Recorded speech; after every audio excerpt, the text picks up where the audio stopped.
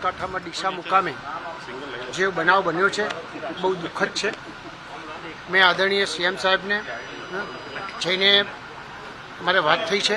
CM સાહેબે સૂચના આપી છે તો આગળ સ્થાનિક કલેક્ટરશ્રી અને બધા જ અધિકારીઓની ટીમ તો આગળ કેટલાય ટાઈમથી કામ કરી રહી છે અને હું પણ ડીસા મુકામે જઈ રહ્યો છું।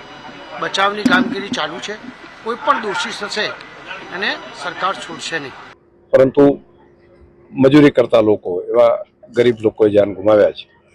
એટલે અત્યારે હાલ તો તાત્કાલિક જે હોસ્પિટલમાં છે એમને સારવાર આપવી અને બહારથી અંદર જે દટાયેલા હતા એ બધાને બહાર કાઢવા, આ બે કામ સૌથી પહેલી પ્રાયોરિટી તંત્રએ કામ ઉપર લીધું છે। નગરપાલિકા, જિલ્લા કલેક્ટર તંત્ર, બાકીના ફાયરની ટીમ અને સ્થાનિક પ્રજાજનો બધાએ ભેગા થઈને આ કામની અંદર લાગ્યા છે અને અત્યારે પહેલી પ્રાયોરિટી મને લાગે છે કે હોવી જોઈએ તપાસ અને બાકીનું છે એ રાજ્ય સરકાર એનો નિર્ણય કરશે। આ ઘટનાની સવારે જાણ થતાં જ અમારી લોકલ પોલીસ, અમારા એસડીપીઓ ડીસા અને સાથે સાથે અમારી એલસીબીની એસઓજીની ટીમ, તમામ ટીમો જે ઘટના સ્થળે તાત્કાલિક પહોંચી ગઈ હતી અને જેટલી પણ બચાવની કામગીરી લોકલ એડમિનિસ્ટ્રેશન સાથે રહીને કરવાની હતી તે તમામ કામગીરી છે એ પોલીસે કરેલી છે। અને સાથે સાથે ઘટનાની અંદર 17 લોકોના ડેથ થયા હોય પોલીસે તરત જ જે છે એ 4 થી 5 જેટલી ટીમોની રચના કરી છે। હાલમાં પણ બનાસકાંઠાની એક ટીમ અમદાવાદ ખાતે અને એક ટીમ રાજસ્થાન ખાતે છે। આમાં જે કોઈ પણ આરોપી છે એ તમામ આરોપીને ટૂંક સમયમાં પકડી લેવામાં આવશે અને લોકોને કડકમાં કડક કાયદેસરની કાર્યવાહી કરી અને જેલ હવાલે કરવામાં આવશે। આ તબક્કે જે સાજા છે લોકોને રેસ્ક્યુ કરવાનું કામ એસડીઆરએફની ટીમ, ફાયરની ટીમ બધી કરી રહી છે। તંત્ર ખડેપગ છે। માન્ય મુખ્યમંત્રી સાહેબ પણ સીધા સંપર્કમાં છે। કલેક્ટરશ્રી, એસડીએમ બધા જ લોકો અહીંયા અત્યારે કામ કરી રહ્યા છે। એમના પરિવારજનોનો સંપર્ક પણ કરી રહ્યા છે અને સંવેદનાપૂર્વક જે પણ કોઈ આની પાછળ કાર્યવાહી કરવાની હશે એ પણ કરવામાં આવશે। રાજ્ય સરકાર અને સમગ્ર વહીવટીતંત્ર બચાવની રાહતની કામગીરી કરી રહી છે। જે મૃતકો છે એ પરિવારજનો પણ બહારના રાજ્યમાંથી વસવાટ કરતા મજૂરો છે। એમના પરિવારજનોનો સંપર્ક થાય, એમના સુધી સંપર્ક કરી અને ડેથ બોડી પહોંચાડવાનું કામ થાય અને જવાબદાર પર લોકો પર કાર્યવાહી થાય એ માટે સરકાર કામ કરી રહી છે।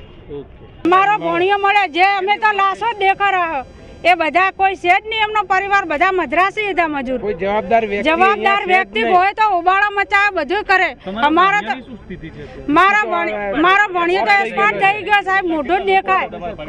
મારો એક જ ભણિયો હતો અને બીજી મારી બેન ને એ લોકો મજૂરી કરવા જવાના હતા પણ સવારથી ઘટના બની ને એટલે એ લોકો કે તું જા, અમે લોકો પાછળથી આવો એટલે એ લોકો એના કર્મથી બચી ગયા। પણ ગરીબ પરિસ્થિતિ જે કમાતો ખાતો છોકરો હતો એ જ મરી ગયો। હવે એક જ બાબલાની મારો ભણિયો પાછો આવે છે, બસ બીજી કશું માંગ નથી। ગુજરાતમાં વારંવાર બનતી દુર્ઘટના અને એ દુર્ઘટના માટે પાછળથી તપાસ કરે તો એક જ વાત આવે કે ભ્રષ્ટાચાર અને ભ્રષ્ટાચારને ગેરકાયદેસર કામના કારણે આવી રીતે માનવ જિંદગી હોમાઈ રહી છે। એ પછી તક્ષશિલા કાંડ હોય કે વડોદરાનો હરણી બોટ કાંડ હોય કે રાજકોટનો ટીઆરપી ગેમ ઝોન હોય કે મોરબીનો ઝૂલતા પુલની ઘટના હોય, તમામમાં તંત્રની બેદરકારી, ભ્રષ્ટાચાર, ગેરકાનૂની રીતે મેળવેલા લાયસન્સો, મંજૂરી વગર ચાલતા કામો અને એના કારણે નિર્દોષ માનવ જિંદગી હોમાય।